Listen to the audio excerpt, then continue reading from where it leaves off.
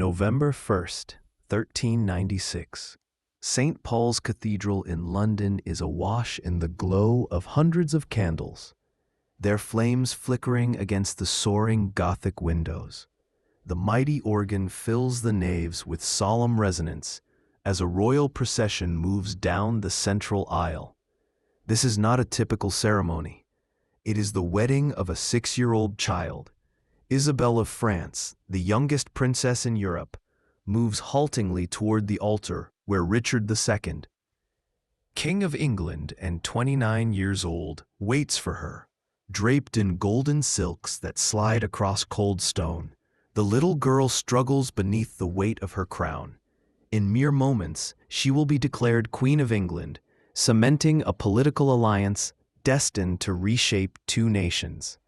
How did such a tender child become the linchpin of medieval diplomacy at its harshest? To understand Isabel's tragic path, one must turn to the France of the late 14th century, a kingdom overshadowed by the specter of royal madness. Isabel's birth took place on November 9th, 1389, within the walls of the Louvre Palace, the fourth daughter of Charles VI of France and Isabeau of Bavaria. From her first moments, she entered a world cloaked in darkness, her fate marked by turmoil. Her father, Charles VI, would be branded Charles the Mad. Since his 20s, he suffered from unpredictable attacks of insanity.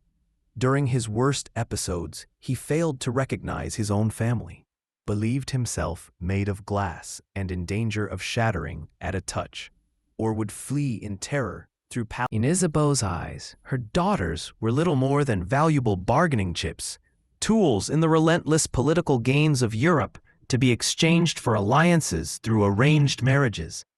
Amid this fraught environment, Isabelle grew up surrounded by conspiracy and the specter of betrayal.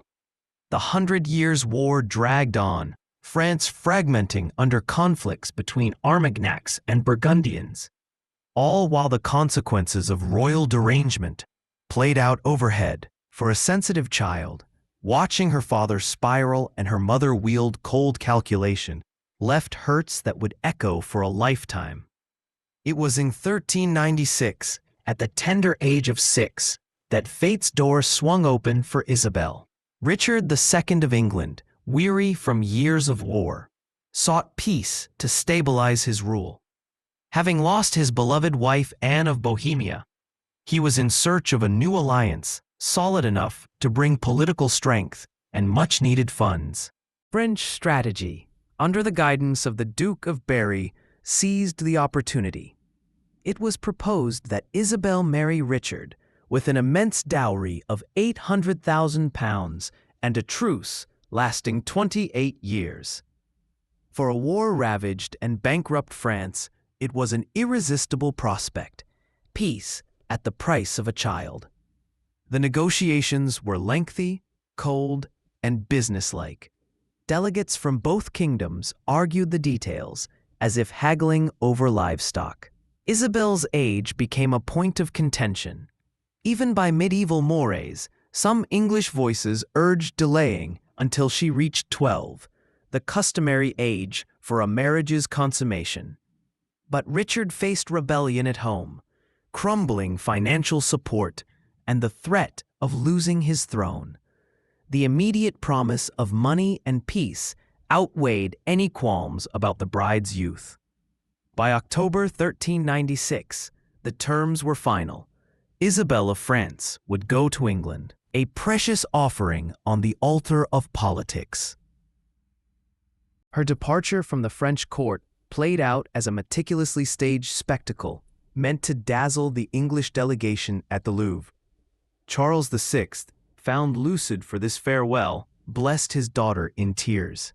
Isabeau of Bavaria, unruffled as ever, managed the separation with steely pragmatism, as if concluding a successful trade. To the little princess, the reality of the situation was beyond comprehension.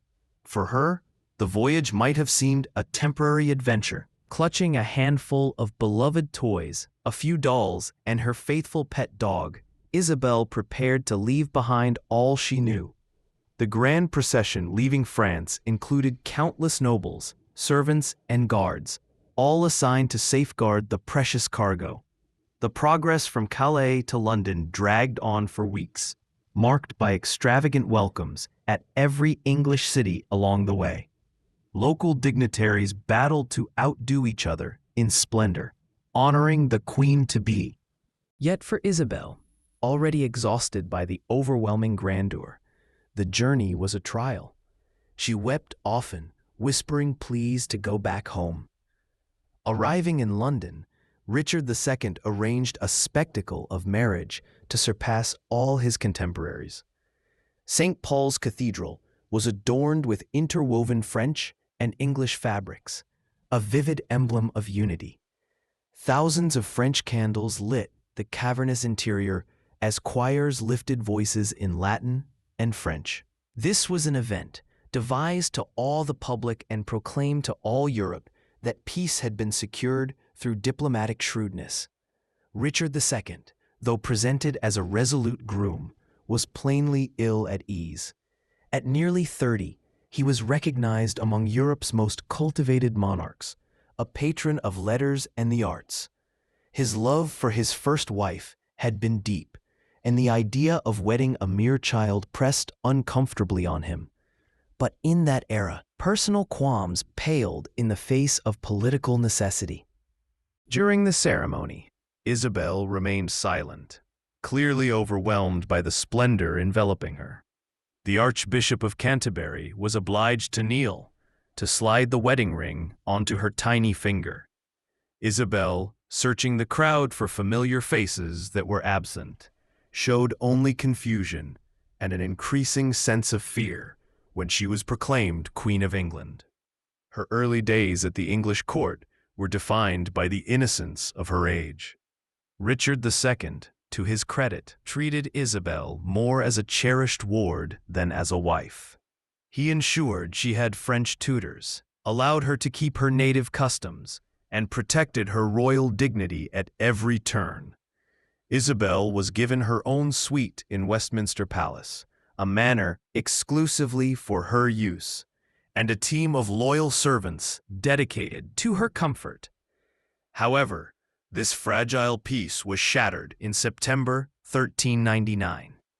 Richard II, beset by a rebellion orchestrated by Henry Bolingbroke, lost his throne and was later murdered at Pontefract Castle. Isabelle, just 10 years old, became a widow without ever truly being a wife. Richard's demise created a dilemma for the English court. She was the rightful queen, but with an unconsummated marriage and no heirs, her political value was precarious. To make matters worse, the enormous £800,000 dowry had already disappeared into English coffers. Returning Isabelle to France would have meant returning a fortune that no longer existed. Henry IV, who seized the throne, attempted to keep Isabelle as a pawn, hoping her presence might serve in future negotiations with France.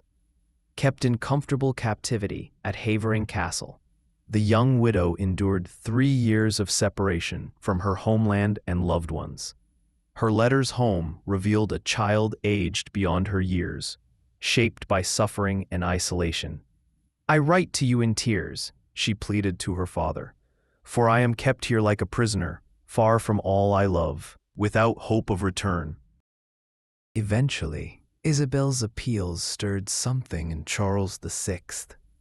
In one of his lucid moments, the king demanded her immediate return. After protracted negotiations, Isabelle finally journeyed back to France in 1401. Yet the 12-year-old girl who arrived at the Louvre bore the marks of her ordeal, transformed by trauma and loss. Life in Paris did not bring the solace she craved. France remained perpetually unstable, and her family received her less as a beloved daughter and more as a political burden. Isabelle's trials were not yet at an end. At 16 in 1405, her mother arranged a second marriage for her, this time to Charles of Orleans, a young nobleman known for his poetic soul. Unlike her first, this union blossomed with genuine affection. Charles proved sensitive and intelligent, and Isabel found in him a companion who treasured her as a person rather than a diplomatic asset. Together they discovered happiness in poetry, art, and the rare intimacy of mutual love. Their joy, however, was fleeting. In 1407, Charles was captured at the Battle of Agincourt and taken to captivity in England, where he would remain for 25 years. Isabel found herself alone, yet again, forced back into the care of a royal family that saw her mainly as a political tool.